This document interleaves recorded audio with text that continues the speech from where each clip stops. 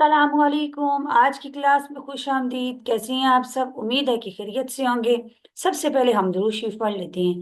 اللہم صلی علی سیدنا و مولانا محمد وعلی آلہ واصحابہ وبارک وسلم۔ رب یسر ولا تعسر وتمم بالخیر وبک نستعین یا فتاح۔ رب شرح لی صدری ویسر لی امری واحلل عقدۃ من لسانی یفقہوا قولی رب زدنی علما۔ آمین۔ اس سے پہلی آیات میں اللہ تعالیٰ نے یہود کی برائی کو بیان کیا کہ یہود میں جادو کا چرچا تھا، اور وہ اس جادو کی نسبت نعوذ باللہ حضرت سلیمان علیہ السلام کی طرف کرتے تھے۔ تو اللہ تعالیٰ نے پہلے تو سلیمان علیہ السلام کی برات ظاہر کی، برات کو بیان کیا اس سے پہلی آیات میں، اور پھر اللہ تعالیٰ نے فرمایا کہ سلیمان علیہ السلام کے دور حکومت میں جادو تھا، لیکن لوگوں کے اندر جادو اور معجزہ میں فرق نہیں رہا۔ تو اللہ تعالیٰ فرماتے ہیں کہ ہم نے دو فرشتوں کو زمین پر بابل شہر میں اتارا، اور انہوں نے آ کر لوگوں کو جادو اور معجزہ کے اندر فرق بتایا، اور ساتھ یہ بھی بتایا کہ جادو جو شخص اختیار کرے گا وہ کفر میں مبتلا ہو جائے گا۔ تو جو اچھے لوگ تھے انہوں نے اس سے کنارہ کشی کی، وہ اس سے بچ کے، اور جو برے تھے تو انہوں نے اس جادو کو اختیار کیا۔ تو اللہ تعالیٰ فرماتے ہیں کہ جادو بہت بری چیز ہے کہ جس کے بدلے انہوں نے اپنے آپ کو بیچ دیا۔ سٹارٹ کرتے ہیں آج کا لیسن۔ اعوذ باللہ من الشیطان الرجیم، بسم اللہ الرحمن الرحیم۔ وَلَوْ أَنَّهُمْ آمَنُوا وَاتَّقَوْا لَمَثُوبَةٌ مِّنْ عِندِ اللَّهِ خَيْرٌ۔ وَلَوْ أَنَّهُمْ، اگر وہ ایمان لاتے، آمنو ایمان لاتے، واتقوا اور تقوی اختیار کرتے، لمثوبۃ تو بدلہ پاتے، من عند اللہ اللہ کے یہاں، خیر بہتر، لو کانوا یعلمون اگر ان کو سمجھ ہوتی۔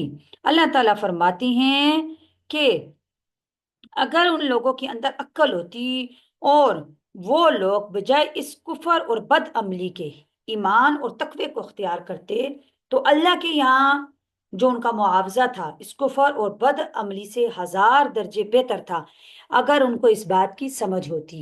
یا ایھا الذین آمنوا لا تقولوا راعنا، یا ایھا الذین آمنوا اے ایمان والو، لا تقولو نہ تم کہو، راعنا راعنا لفظ راعنا کو مت کہو، وقولوا انظرنا اور تم کہو انظرنا ہماری طرف دیکھیں یا ہماری رعایت کریں، واسمعوا اور سنتے رہو، یعنی انظرنا کہو اور سنتے رہو، وللکافرین اور کافروں کے لیے عذاب علیم دردناک عذاب ہے۔ بعض یہودیوں نے ایک شرارت ایجاد کی کہ جب نبی صلی اللہ علیہ وسلم کی مجلس میں آتے اور آ کے لفظ راعنا سے آپ صلی اللہ علیہ وسلم کو خطاب کرتے، جس کے معنی ان کی عبرانی زبان میں ایک بد دعا کی ہیں، اور وہ اسی نیت سے کہتے تھے، مگر عربی زبان میں اس کے معنی یہ ہے کہ ہماری مصلحت کی رعایت فرمائیے، یعنی ہماری طرف توجہ دیجیے، ہماری طرف ہماری رعایت کیجیے۔ عربی زبان میں رعاینا کا یہ معنی ہے، لیکن عبرانی میں یہ بد دعا جو ہے وہ اس کا معنی بد دعا کی ہیں۔ اس لیے عربی دان اس شرارت کو نہیں سمجھ سکتے تھے۔ جو صحابہ تھے وہ تو عربی دان تھے، جو آپ صلی اللہ علیہ وسلم کے پاس بیٹھنے والے تھے، وہ ان کی یہ شرارت تو نہیں سمجھ سکتے تھے، کیونکہ وہ تو عربی کے لکھنے والے پڑھنے والے تھے۔ تو وہ اچھے معنی کے ارادے سے نبی صلی اللہ علیہ وسلم کو اس کلمہ سے خطاب کرنے لگے، یعنی ان کے دل میں تو دماغ میں اچھا معنی تھا اس کا۔ تو اب جو یہودی تھے ان کو یہ گنجائش ملی کہ جب آپس میں بیٹھتے تو ہنستے کہ اب تک تو ہم نبی صلی اللہ علیہ وسلم کو خفیہ طور پر برا برا کہتے تھے، لیکن اب ہم نے اعلانیہ یعنی کہ ظاہراً نبی صلی اللہ علیہ وسلم کو برا بھلا کہنے کی ایک تدبیر ہمارے ہاتھ ایسی آئی ہے کہ مسلمان بھی ہمارے ساتھ شریک ہو گئے ہیں۔ تو اللہ تعالیٰ نے اس گنجائش کے قطع کرنے کو مسلمانوں کو حکم دیا۔ اللہ تعالیٰ نے فرمایا کہ اے مسلمانوں، اے ایمان والو، تم راعینا مت کہو، لفظ راعینا مت کہو، اس کی جگہ انظرنا کہہ دیا کرو۔ کیونکہ اس لفظ کے معنی رائنا کے معنی عربی زبان میں ایک ہی ہیں، یعنی رائنا کا اور انظرنا کا معنی عربی زبان میں ایک ہی ہیں۔ اور اس حکم کو اچھی طرح سن لو اور یاد رکھو کہ ان کافروں کو تو سزا اور دردناک عذاب ہوگا جو پیغمبر صلی اللہ علیہ وسلم کی شان میں ایسی گستاخی کرتے ہیں، اور وہ بھی چلاکی کے ساتھ کرتے ہیں۔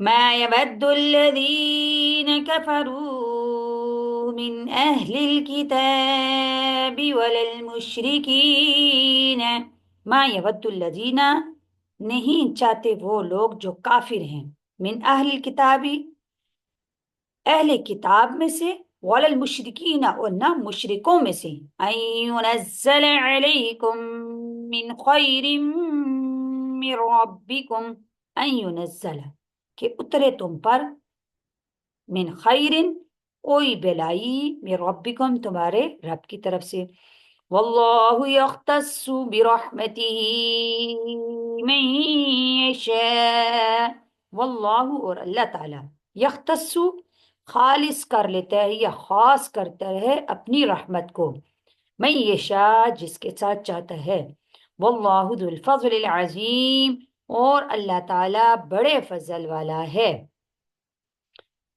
آپ صلی اللہ علیہ وسلم کے ساتھ یہود کا جو برتاؤ تھا وہ اوپر کی آیات میں بیان کیا گیا کہ یعنی وہ آپ صلی اللہ علیہ وسلم کے ساتھ کیسا برتاؤ رکھتے تھے۔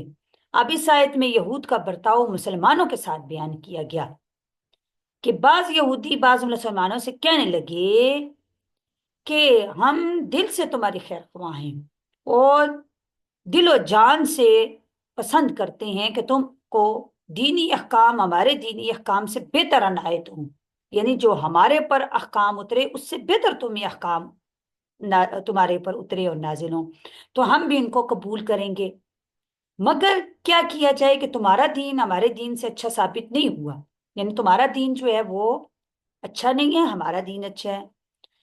تو اللہ تعالیٰ نے اس دعوی خیر خواہی کی تکذیب فرمائی کہ وہ جو یہ کہہ رہے ہیں کہ ہم تمہاری خیر خواہ ہیں، اور وہ یہ بات بالکل جھوٹی ہے، ان کی یہ بات ان کی غلط ہے۔ اللہ تعالیٰ فرماتے ہیں ما یود الذین، وہ ذرا بھی یہ بات پسند نہیں کرتے کافر لوگ، خواہ وہ اہل کتاب میں سے ہوں یا مشرکین میں سے ہوں، ان کو یہ بات بالکل پسند نہیں ہے کہ تمہارے اوپر تمہارے پروردگار کی طرف سے کسی قسم کی بہتری نازل ہو یا اترے۔ ان کے حسد سے کچھ بھی نہیں ہوتا، کیونکہ اللہ تعالیٰ اپنی رحمت اور عنایت جس کے ساتھ جس کو اللہ کو منظور ہوتا ہے تو اللہ اس کے ساتھ مخصوص کر لیتے ہیں، اور اللہ تعالیٰ بڑے فضل کرنے والے ہیں۔ اب یہاں پہ یہودیوں نے دو دعوے کیے۔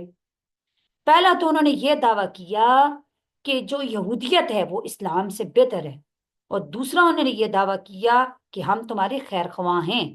تو اللہ تعالیٰ نے پہلے دعوے کو ثابت نہیں کیا، کیونکہ نرے دعووں سے کیا ہوتا ہے، خاص دعوے کرنے سے تو کچھ بھی نہیں ہوتا، اور یہ دعویٰ تو ہے بھی فضول سے ہے کہ اسلام سے یہودیت کیسے جو ہے وہ بہتر ثابت ہو سکتی ہے۔ جب اسلام آ گیا تو پہلے کے تمام جتنے مذاہب تھے وہ سارے کے سارے اللہ تعالیٰ نے ان کو منسوخ کر دیا، لیکن اللہ تعالیٰ نے یہاں پہ صرف دوسرے دعوے کا جو انہوں نے یہ دعویٰ کیا کہ ہم تمہارے خیر خواہ ہیں، اس دعوے کو غلط قرار دیا، اور یہ فرمایا کہ اہل کتاب کے ساتھ مشرکین جو ہیں ان کو بھی ذکر کیا گیا کہ جس طرح مشرکین تمہارے خیر خواہ نہیں، اسی طرح ان اہل کتاب کو بھی اپنا اہل خیر خواہ مت سمجھو۔ اور یہ جو یہ دعویٰ کر رہے ہیں کہ ہم تمہارے خیر خواہ ہیں، ہم یہ چاہتے ہیں کہ تمہارے اوپر اللہ تعالیٰ کی طرف سے اچھے احکام نازل ہوں، تو یہ ان کا خیر خواہی کا دعویٰ بالکل جھوٹا اور بے بنیاد ہے۔ امید ہے کہ آج کا لیسن آپ کو سمجھ آ چکا ہوگا۔ اللہ تعالیٰ سے دعا ہے کہ اللہ تعالیٰ ہمیں قرآن کو سمجھنے، اس پر عمل کرنے کی توفیق عطا فرمائے۔ اللہ تعالیٰ آپ کو ایمان کی بہترین حالت میں